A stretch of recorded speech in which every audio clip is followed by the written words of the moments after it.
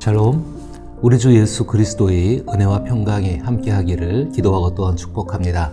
며칠 영상을 내보내지를 못했습니다. 함께 걱정해 주시고 기도해 주신 여러 성도분들께 감사를 드리고 또 주의 은혜 가운데 우리 모두가 더욱더 강건할 수 있기를 또한 기도합니다. 오늘 함께 읽고 묵상할 말씀은 시편 74편입니다. 제가 읽어봅니다. 아삽의 맞쓰길. 하나님이여, 주께서 어찌하여 우리를 영원히 버리시나이까? 어찌하여 주께서 기르시는 양을 향하여 진노의 연기를 뿜으시나이까? 옛적부터 얻으시고 속량하사 주의 기업의 지파로 삼으신 주의 회중을 기억하시며 주께서 계시던 시온산도 생각하소서. 영구히 파멸된 곳을 향하여 주의 발을 옮겨 놓으소서. 원수가 성소에서 모든 악을 행하였나이다.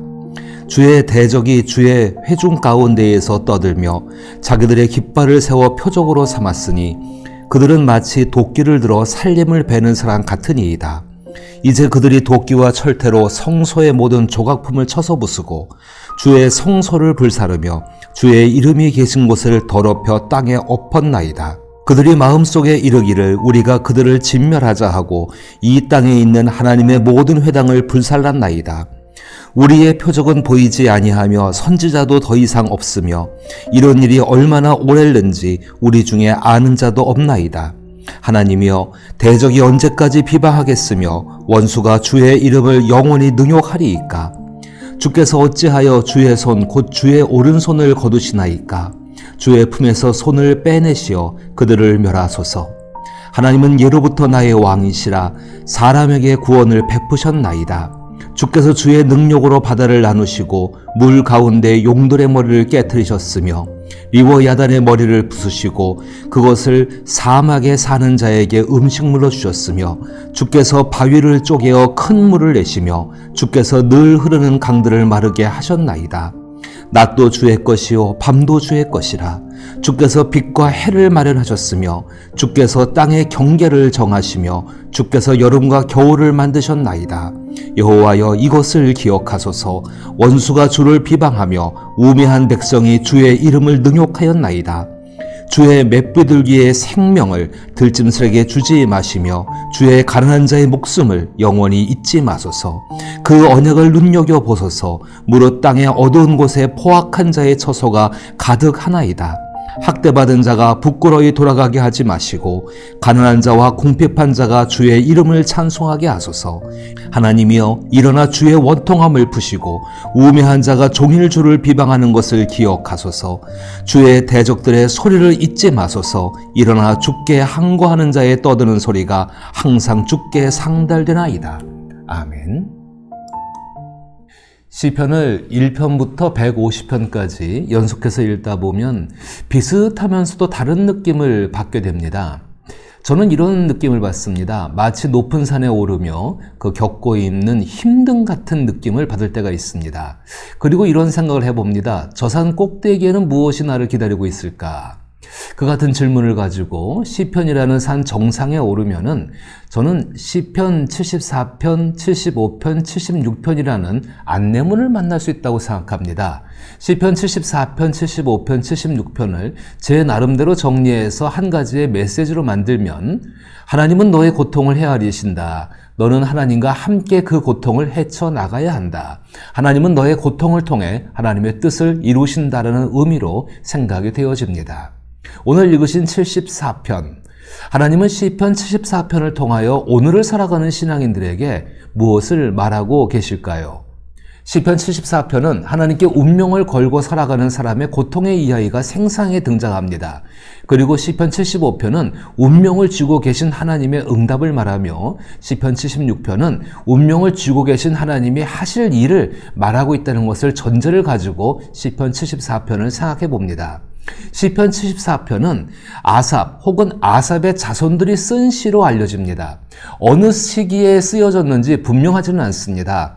이스라엘 역사에 비추어 내용을 보게 되면 아수르 제국의 침략 시기 혹은 바벨론 제국의 침략과 나라가 망해가는 때 혹은 나라가 망해서 모든 생활을 하는 중이라고 생각되어집니다.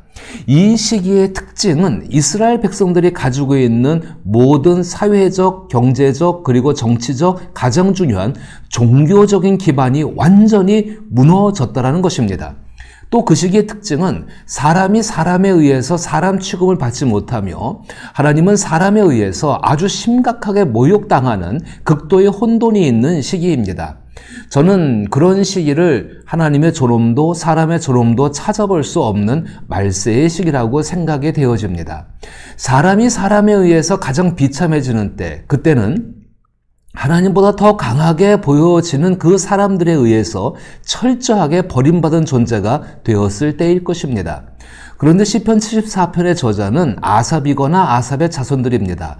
사실 그들은 이스라엘 사회에서 언제나 종교 중심에 서 있었고 이스라엘 사회에서 버림을 받을 수가 없는 위치에 서 있는 사람들입니다. 그런데 시편 74편은 바로 이런 사람들의 고통을 말하고 있습니다. 그들이 가지고 있는 모든 기반들이 다 사라진 연후에 이제 완전히 침략자들에 의해서 버림받은 사람이 됐을 때 느끼는 고통. 과연 그런 시인의 고통이 무엇일까요? 1절에서 11절은 눈에 보이는 참혹한 현실로 인한 고통을 말하고 있습니다. 시인은 혼란스럽고 괴로운 현실을 직시하고 있습니다. 이러한 현실은 시인이 겪고 있는 분명한 현실이고 사실입니다. 제가 다시 한번 그 부분을 읽어보게 되면은 하나님이여 주께서 어찌하여 우리를 영원히 버리시나이까? 어찌하여 주께서 기르시는 양을 향하여 진노의 연기를 뿜으시나이까? 옛적부터 얻으시고 속량하사 주의 기업의 지파로 삼으신 주의 회중을 기억하시며 주께서 계시던 시온산도 생각하소서. 영구히 파멸된 곳을 향하여 주의 발을 옮겨 놓으소서. 원수가 성소에서 모든 악을 행하였나이다. 주의 대적이 주의 회중 가운데에서 떠들며 자기들의 깃발을 세워 표적을 삼았으니 그들은 마치 도끼를 들어 살림을 베는 사람 같으니이다. 이제 그들이 도끼와 철퇴로 성소의 모든 조각품을 쳐서 부수고 주의 성소를 불사르며 주의 이름이 계신 곳을 더럽혀 땅에 엎었나이다. 그들이 마음속에 이르기를 우리가 그들을 진멸하자 하고 이 땅에서 있는 하나님의 모든 회당을 불살랐나이다. 우리의 표적은 보이지 아니하며 선지자도 더 이상 없으며 이런 일이 얼마나 오래는지 우리 중에 아는 자도 없나이다. 하나님이여 대적이 언제까지 비방하겠으며 원수가 주의 이름을 영원히 능욕하리이까? 주께서 어찌하여 주의 손 곧 주의 오른손을 거두시나이까? 주의 품에서 손을 빼내시어 그들을 멸하소서. 1절에서 진노의 연기는 불타버린 예루살렘 성과 성전에서 나오는 연기를 의미합니다. 또 2절에서 주께서 계시던 시온산은 예배와 제사를 드렸던 구분된 장소를 의미합니다. 3절에서 영구히 파멸된 곳은 폐허가 된 채로 남아있는 성소를 말합니다. 그곳은 하나님의 영광이 떠나버렸다는 치욕과 수치가 있는 장소입니다. 시인은 하나님의 소유물들이 불타고 파괴되며 수치를 당한 것을 지금 말하고 있는 것입니다. 시인이 할 수 있는 말은 상상조차 할 수 없던 일들이 생겼다라는 절망의 탄식뿐입니다. 시인의 눈은 천지개벽 같은 재난 속에 있는 이스라엘 백성들의 참혹한 실상을 보고 있습니다. 그 같은 참상은 자연재해가 아닙니다. 4절, 5절, 6절에 반복해서 말하는 그들은 침략자입니다. 비록 그들이 하나님께서 징계의 도구로 사용하신 사람들이지만 그리고 그들이 어떤 사람인지 이미 예고되었지만 침략자들은 잔인하고 난폭하게 하나님의 존엄과 사람의 존엄을 짓밟았습니다. 6절에 침략자들이 사용하는 무기를 나타내는 도끼와 철퇴가 성전에서 무자비하게 사용될 때 성전에 남아있는 사람들도 잔혹하게 죽임을 당할 수밖에 없습니다. 특히 8절에 이 땅에 있는 하나님의 모든 회당을 불샀나이다 라는 표현은 현대적으로 생각해 본다면 현대의 큰 교회나 작은 교회 모두가 폐허가 되고 사람들이 일반적으로 생각하는 교회의 모습은 찾아볼 수 없는 현대의 기독교인들이 상상조차 할 수 없는 일이 현실이 된 것입니다. 특별히 9절에서 우리의 표적은 보이지 아니하며 선지자도 더 이상 없으며 이런 일이 얼마나 오래는지 우리 중에 아는 자도 없나이다.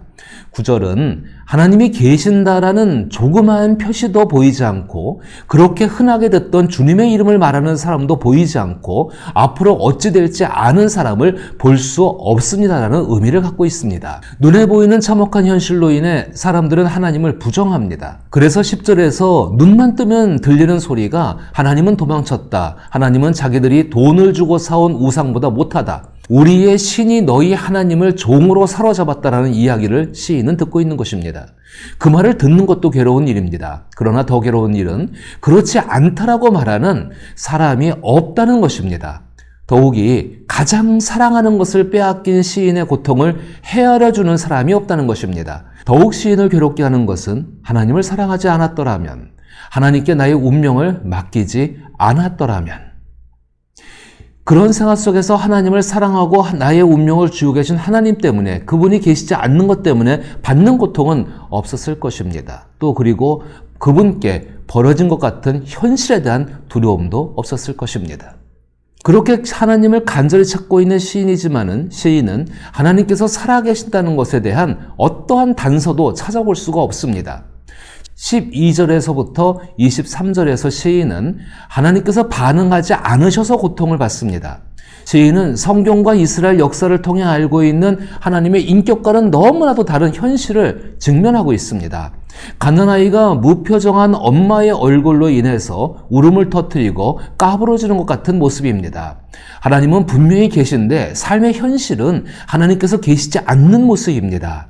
자신이 그동안 알고 있던 하나님이 살아계신다면 이런 일은 일어날 수가 없는 것입니다. 그로 인해 12절부터 18절에서 시인은 극도로 혼란스럽습니다. 눈에 보이는 현실은 자신이 알고 있는 하나님의 인격이 아닙니다. 그래서 사람들에게 하나님은 추억 속의 하나님이 되어져 버렸습니다. 그런데 시인은 성경을 통해 확신하고 믿은 하나님의 인격을 기억하고 붙들 수밖에 없습니다. 그 가슴 속에 있는 이야기들을 지금 시인은 하고 있는 것입니다. 하나님은 예로부터 나의 왕이시라 사람들에게 구원을 베푸셨나이다. 주께서 주의 능력으로 바다를 나누시고 물 가운데 용돌의 머리를 깨뜨리셨으며 리워야단의 머리를 부수시고 그것을 사막에 사는 자에게 음식물을 주셨으며 주께서 바위를 쪼개어 큰 물을 내시며 주께서 늘 흐르는 강물을 마르게 하셨나이다. 낮도 주의 것이요 밤도 주의 것이라 주께서 빛과 해를 마련하셨으며 주께서 땅의 경계를 정하시며 주께서 여름과 겨울을 만드셨나이다. 여호와여 이것을 기억하소서. 원수가 주를 비방하며 우매한 백성이 주의 이름을 능욕하였나이다. 하나님께서 계신다라는 확신을 주었던 성전, 성소, 회당이 없어졌고 제사, 예배, 찬양과 찬송가, 말씀을 전하는 선지자, 제사장 등은 자취를 감추었습니다. 시인은 레위인입니다. 이제 더 이상 레위인의 일을 할 수가 없습니다. 시인이 할 수 있는 것은 하나님에 대한 추억을 기억하며 이야기하는 것뿐입니다. 그런데 시인의 이야기는 마치 미친 사람의 취급을 받게 됩니다. 그리고 시인을 도와주는 사람이 없습니다. 특히 13절에 리워야단은 혼란, 혼돈이라는 뜻으로 평안한 바다를 혼란스럽게 만드는 존재를 의미합니다. 혼돈이 지배하고 있을 때 하나님을 의식하지 않는 마음과 남을 탓을 하는 마음이 더욱더 팽배해집니다. 이런 말을 많이 듣지요. 너 때문에 내가 고통을 받고 있다라고 악을 쓰며 하나님을 존중하는 것도 사람을 존중하는 것도 찾아볼 수 없게 됩니다. 리워야단은 혼란과 혼돈 그 자체를 의미합니다. 리워야단이 만들어내는 상황은 혼란과 혼돈을 끝없이 계속되게 합니다. 절대 다수의 사람들이 지금 혼돈과 혼란은 하나님 때문이라고 말합니다. 그러나 시인은 하나님께서 그러시지 않았다라고 말합니다. 그러나 시인의 이야기에 귀를 기울이는 사람은 절대 소수입니다. 19절에서 23절은 바랄 수 없는 중에 받는 고통입니다. 사실 믿음은 바랄 수 없는 중에 바라고 믿는 것입니다. 그런데 시인이 처한 상황은 무엇인가를 바랄 수 없는 가혹한 현실입니다. 바라고 믿을 수 없는 현실 속에서 바라고 믿는 고통을 지금 시인은 말하고 있습니다. 주의 맷비둘기의 생명을 들짐승에게 주지 마시며 주의 가난한 자의 목숨을 영원히 잊지 마소서. 그 언약을 눈여겨보소서. 무릇 땅의 어두운 곳에 포악한 자의 처소가 가득하나이다. 학대받은 자가 부끄러이 돌아가게 하지 마시고 가난한 자와 궁핍한 자가 주의 이름을 찬송하게 하소서. 하나님이여 일어나 주의 원통함을 푸시고 우매한 자가 종일 주를 비방하는 것을 기억하소서. 주의 대적들의 소리를 잊지 마시고 일어나 주께 항거하는 자의 떠드는 소리가 항상 주께 상달되나이다. 시인은 홀로 하나님의 말씀과 약속과 인격을 믿고 있습니다. 21절에 학대받은 자가 부끄러이 돌아가게 하지 마시고 가난한 자와 궁핍한 자가 주의 이름을 찬송하게 하소서라는 표현을 꼭 기억하십시오. 이 땅에 계셨던 주 예수의 기도이며 말할 수 없는 탄식으로 간구하시는 성령의 기도라고 저는 확신합니다. 학대받는 가난하고 궁핍한 사람은 참혹한 현실 속에서 고통을 받지만 하나님을 느낄 수 없는 고통으로 죽어가고 있는 사람입니다. 따라서 21절은 죽어가는 사람들을 다시 살리셔서 하나님을 찬양할 수 있는 사람으로 회복시켜 주소서라는 의미를 가지고 있습니다. 이제 시편 74편에서 시인이 경험하는 고통을 정리해 보고 싶습니다. 먼저는 시인은 자신이 상상도 할 수 없었던 참혹한 삶의 현실 속에 있습니다. 시인에게 고통을 주고 있는 것은 시인의 힘으로 어떻게 할 수 없는 불가항력적인 것들입니다. 그리고 시인은 항상 주였을 때는 알지 못했던 하나님께로부터 버려진 고통을 경험하고 있습니다. 두 번째는 하나님의 사랑과 은혜와 긍휼을 자신을 포함해서 아무도 경험할 수 없다는 것입니다. 자신이 알고 있는 하나님께서 행하셨다고는 상상도 할 수 없는 일들이 벌어지고 있습니다. 아무리 시인이 이런 일은 하나님의 행하신 것이 아니라고 주장해도 사람들은 이것은 하나님의 행하신 거라고 분명하다고 그렇게들 말합니다. 마지막으로 그렇게 괴로운 자신의 처지와 심정인데 하나님을 바라고 기다리는 것 외에는 아무것도 할 수 없다는 것입니다. 시인은 하나님이든 사람이든지 간에 그들이 내리는 처분만을 기다려야 하는 신세입니다. 그것도 하나님의 자비와 긍휼이 전제가 되어 있는 성전이나 성소나 제사나 예배나 선지자나 회당이나 택함받은 민족이라는 울타리가 없는 채로 말입니다. 그럼 시편 74편은 우리에게 무엇을 말하려고 하는 것일까요? 시인의 고통을 하나님은 헤아리고 계신다는 것입니다. 변함이 없으신 하나님께서 항상 함께 하시기에 혼란과 혼돈으로 인해 만들어지는 일 속에서 담대하고 평안하라는 것입니다. 고통의 시간은 하나님의 일이 이루어져가는 시간임을 기억하라는 것입니다. 그리고 하나님의 아들 예수 그리스도는 시인처럼 소외되고 버려지고 주류가 될 수 없는 사람들의 메시아가 되시기 위해 오셨습니다. 주 예수께서 하늘 보좌를 버리시고 스스로 낮은 곳에 오신 것은 낮은 곳에 있는 자의 고통을 헤아리시고 그들이 빼앗긴 참된 성전과 성소와 제사와 예배와 선지자와 제사장과 택함 받음이 되어 주시기 위해서입니다. 십자가에 버려진 주 예수께서 부활하심으로 그 일을 이루셨습니다. 그리고 지금도 낮고 가난하며 소외되고 빼앗긴 채 세상이 배제하고 싶은 사람 옆에 항상 계십니다. 그리고 그 일을 계속하시고자 성령을 보내셨습니다. 그런데 너무나 많은 사람들이 하나님께서 나의 고통을 헤아리신다는 것이 분명한데 그것을 믿지 않고 단지 자기의 고통만을 헤아려 달라고 하나님과 사람들에게 떼를 쓰고 있을 뿐입니다. 마치 어린아이 같지요. 그런데 언제까지 우리가 어린아이의 모습으로 있어야 할까요? 성령은 우리에게 성경을 통해 하나님의 인격을 발견하고 자기 삶 속에서 자기 인격을 통해 나타내라라고 말씀하십니다. 바로 그 사람이 말세에 찾으시는 하나님께서 찾으시는 예수 그리스도를 닮아가는 그 한 사람입니다. 성령 하나님께서 맺게 하시는 양선의 열매가 우리 가운데 필요합니다. 양선은 진실하다라는 의미로 사기꾼이나 위선자가 아니라 어떤 상황에서나 한결같은 사람을 의미합니다. 진실만 있고 사랑이 없는 것과는 다릅니다. 단지 기분을 달래거나 남에게 잘 보이려고 상처를 털어놓는 그것과도 다릅니다.